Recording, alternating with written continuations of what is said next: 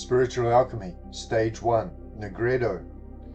The first stage of the alchemical operation happens when the initial fire is applied to the individual who is willing to begin the process of transformation, the prima materia. The symbol for the primal material in traditional alchemy is the metal lead, which has the same sigil or glyph as the planet Saturn. This is also the glyph that has traditionally been identified with the toad. The common attributes with all three are darkness, coldness, dampness, and primitiveness. The heavy and unrefined beginning for the noble operation of enlightenment. The fire is the suffering that we experience from the trials in our life. The first and foremost aspect in the process of self-awareness and self-realization is to ask ourselves, in the midst of our suffering, what have I done to contribute to this situation? It will become apparent that many of our daily trials are the result of unconscious decisions, actions, and reactions that stem from a social programming of which we are not aware. Take note of how often you mimic the influential people from your childhood in your words, moods, actions, and opinions. Our current situations reproduce the suffering that we were subject to as a child. If one was beaten or belittled as a child, they will be a magnet for others who do the same. This is why certain women attract men who abuse them and confuse the strength of their relationship as being love. They will try to explain this by believing that love is illogical, which is not true, when, in fact, they are trapped in an unhealthy codependence. This results from the effect of a programming where the dynamics of our first experience actually forms the material structure of the brain. Spiritual Alchemy, Stage 2, Calcination. To be released from the cycle of self-destructive behavior requires a brutal and objective honesty, searching the labyrinth of our subconscious. This is the first level on our journey for self-awareness, and the process is just like peeling layers off an onion. As we unpack the contents, we learn that we have built a defense barrier around our authentic self or soul that has, in the end, smothered it. This is our ego or persona, a Greek word which means mask and is the root of the word personality. One must make the important differentiation here between the superficial personality and the deeper, more permanent and essential character. What follows for those seeking spiritual development is a ruthless pruning of the false ego self to uncover the soul that is buried underneath.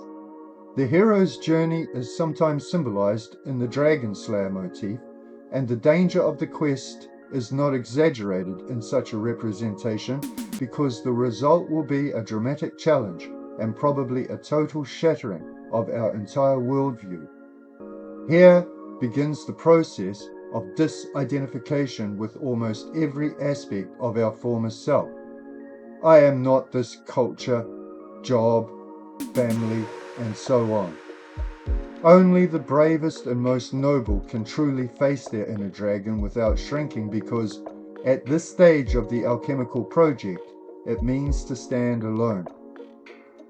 Together with this process of psychic independence is a distancing from the spirit of the world. This means to face our outer conflicts without sinking into the same aggressive, destructive attitude. A lifting of oneself above the dark emotional constellations that are too often thrust upon us. Without question, the most difficult aspect here is to confront the evils that we are subject to without mirroring the same behavior back. This is a lesson that will continually return throughout the alchemical project. It stares and colors the dynamics of the entire transformation exercise.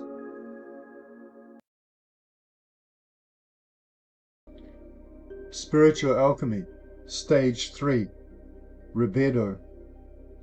This is the first visit to the seeker's soul by the mystical and transpersonal element of the anima mundi.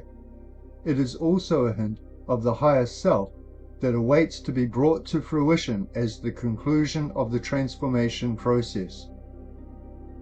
In the journey into their personal unconscious, the hero pares away the formerly repressed layers of childhood pain. The soul, which tends naturally towards evolution, will be proactive in this process by bringing to consciousness important memories that are a key for the traveler to gain the crucial self-awareness. There will come a point in the journey where the first event of lasting damage to the soul is revealed. This is the bedrock upon which all the other ensuing pain is built. The psychologist, Arthur Janov, made a career from a system which centered on what he termed primal therapy. Despite Janov lauding his method as unique, Freud had long since identified the importance of locating this original basis of primal pain, which he termed the Kern complex or core complex. This is the center of the onion, or the minotaur at the center of the labyrinth, the essence of the dragon. Locating the Kern complex is the high point in the journey to self-awareness, and the hero receives a great treasure for their endurance. This stage in the process is the long-guarded secret of creating the Philosopher's Stone. One can identify their experience as being a genuine achievement by the transferring of the alchemical fire directly into their own heart. This is the secret fire of the alchemists. Spiritual Alchemy, Stage 3, Rubedo, Part 2. In Hermetic philosophy, the quest for self-realization or enlightenment is represented by the caduceus, the staff of Hermes or Mercury. He is the herald and personal messenger of Zeus, and he is a guide of the dead, leading their souls down into the underworld. In further keeping with our theme here, he assisted the hero Perseus in his quest to slay the Gorgon Medusa. In alchemy, Mercury, or Quicksilver, is a symbol for the animating power of the world spirit, and the liquid metal is represented by a snake. This is the sacred heart, normally depicted in the breast of Jesus or one of the saints. It is often portrayed as a ruby, a gemstone associated with sensuality and healing. Here, it is a chemical phial crowned with the rosy cross. The crown of thorns girdles it. There is the sacred wound from the spear, the sun's rays illuminate from behind, and fire emanates from the flask. There is no better depiction of the Rubedo and the finding of the secret fire. The sun's rays symbolize the inspiration that brings the vital self-awareness and the visit of the world soul into the quest. The thorns and stigmata represent the pain that accompanies and informs the journey to wholeness. The fire is the exhilarating physical feeling one experiences from their newly acquired treasure of the Philosopher's Stone. It actually feels like a fire in the breast. Spiritual Alchemy, Stage 4, Soul Niga. The secret fire from the Philosopher's Stone, or self-awareness, will guide the hero to this next level in the alchemical process. It will burn hotter when we make a correct decision about what to do, and the world soul will help by bringing fresh people and situations into our life to provide new choices and challenges. This may lead to a dramatic change in our outer journey that we would never have considered when not on the inner.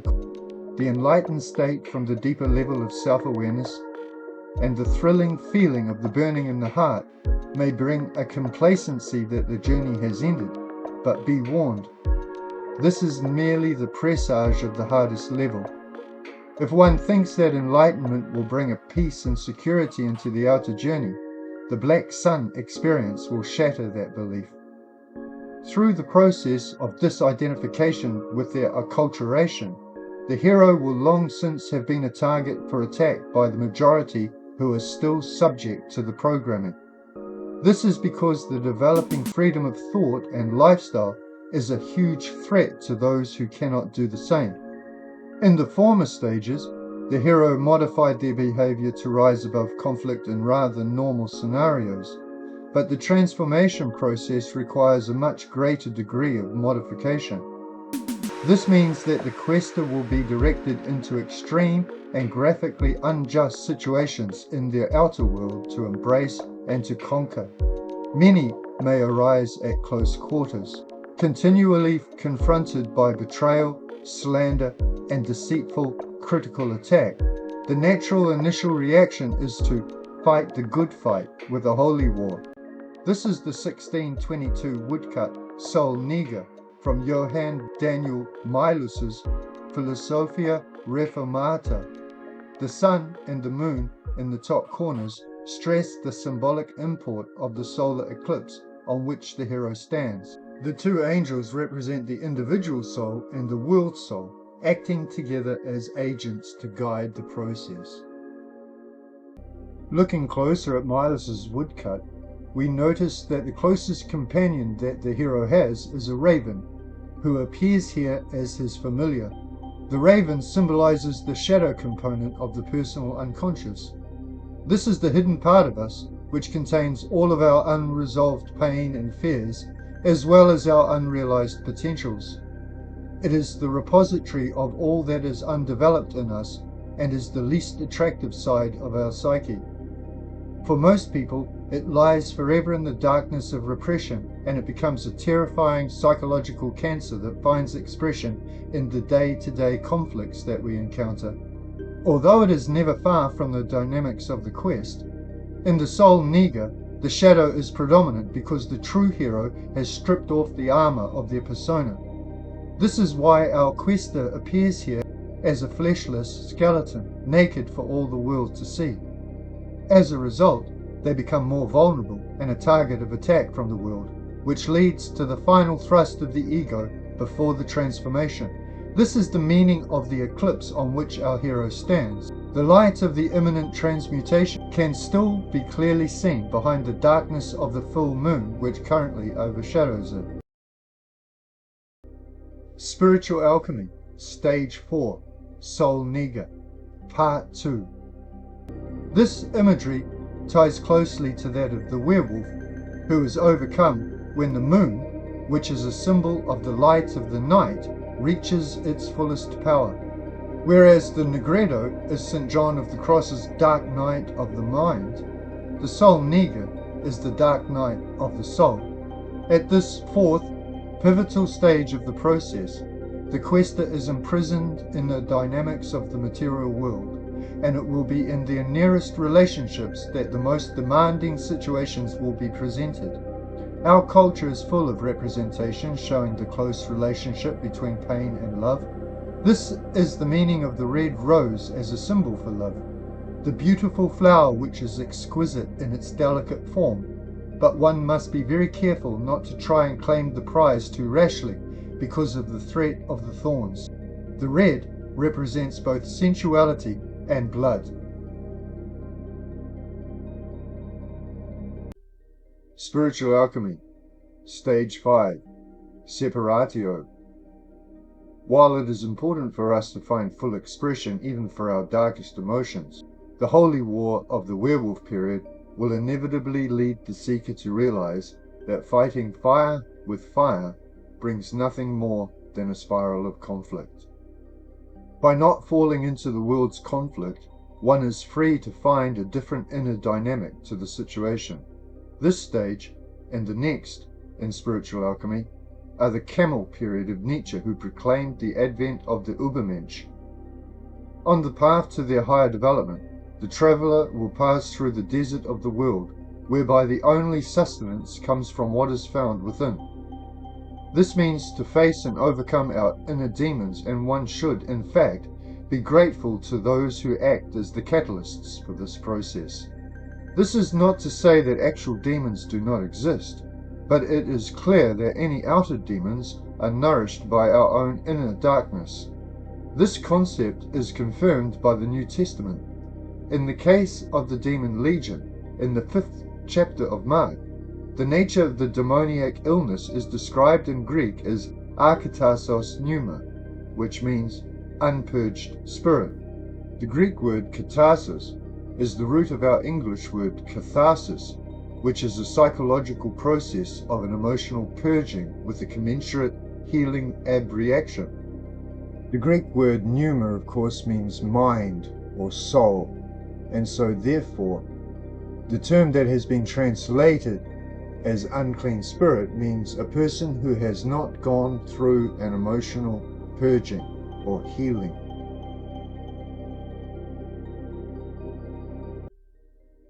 Spiritual alchemy, stage 5, separatio. The fact that we are harboring so much unresolved historical pain is the reason that we keep repeating the dynamics of the original episodes in our adult life. Many believe that finding a soulmate will mean a smooth road for lasting love, but this romantic ideal is not the way that it happens. What we encounter instead is that our partner is adept at pricking our pain in spontaneous ways without understanding it is their role. This is an opportunity for self-awareness and healing by asking ourselves why we suffer at what might be innocent provocations. The original pain was repressed from consciousness at the time of its occurrence because the child was not emotionally strong enough to handle its effect. By yielding to the pain today, we heal it at its root by lifting it out of its dark grave and really feeling it for the first time. This is why we are exhorted to rejoice in our suffering and also to bless those who curse us. If we respond in anger or conflict, the opportunity is lost and the primal pain is denied and buried deeper. We need to understand this in all situations. Our soul and the world soul have orchestrated their existence to help us identify and heal a subconscious psychic cancer. This is the separatio, releasing the buried pain in an emotional exorcism.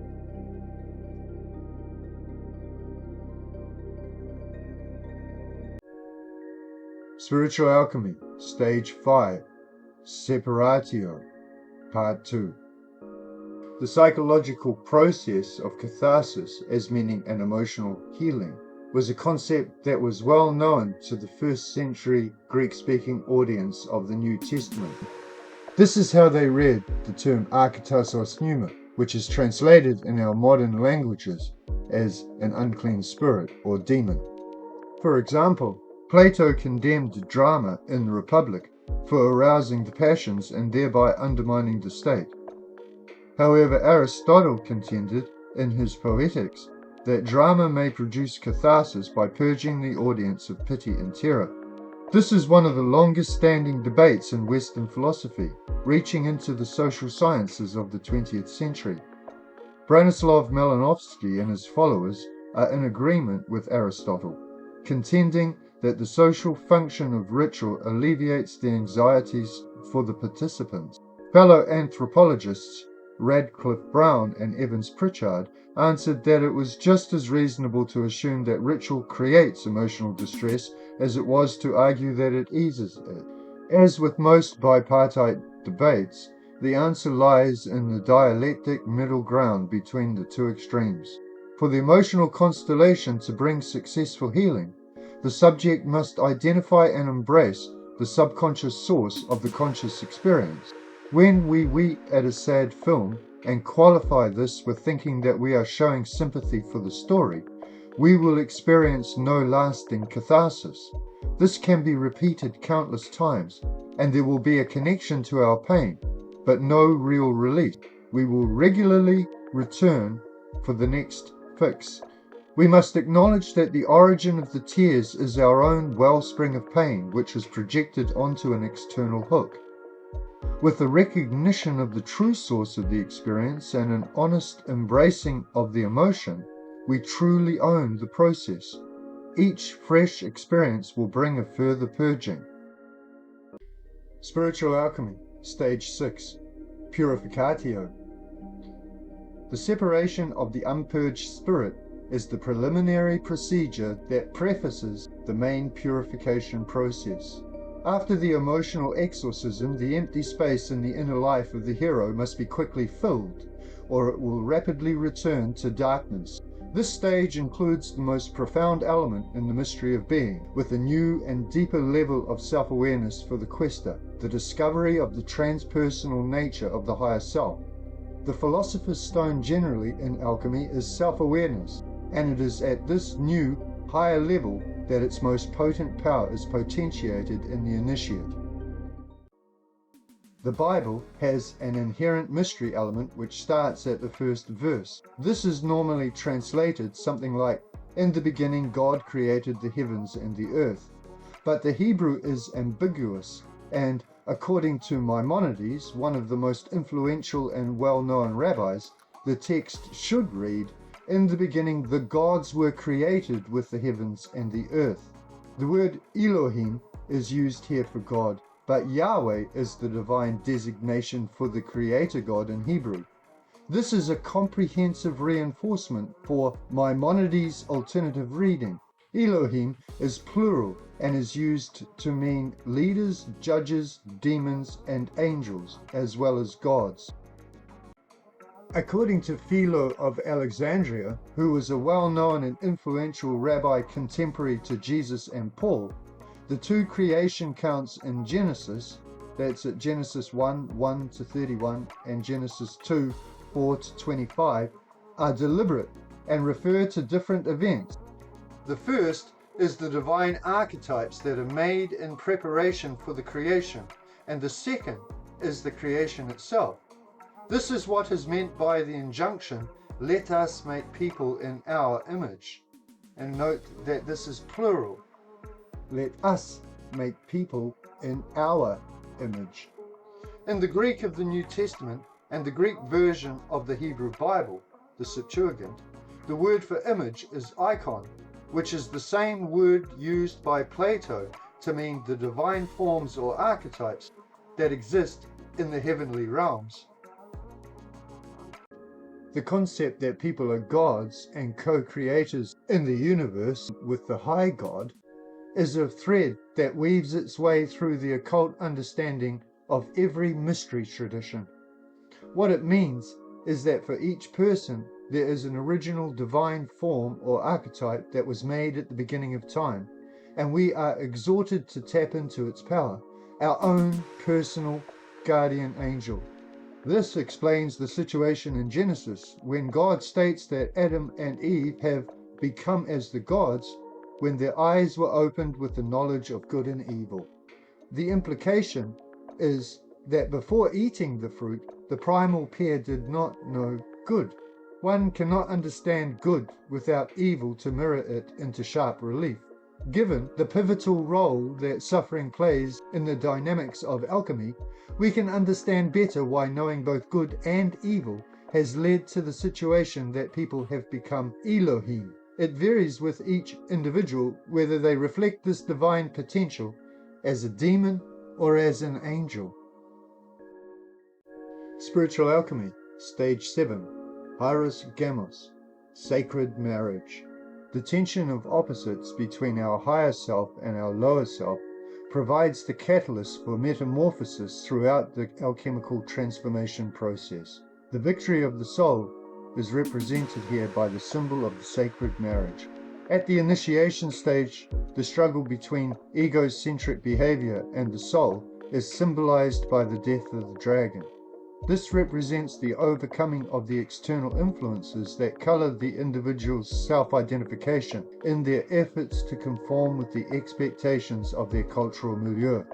In this stage, the last stage of transformation, the death of egocentric behavior brings the precious power of the shadow to be harnessed for the new creation by being absorbed into the fuller character of the adept.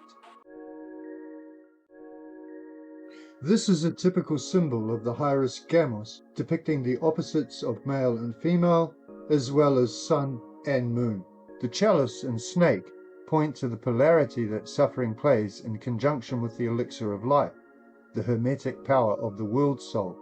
This same concept of the integration of suffering and spiritual growth is a pivotal tenet of Christianity. The cross is an ancient symbol for the tension of opposites. The meeting of the poles is the point of balance where the hero dies.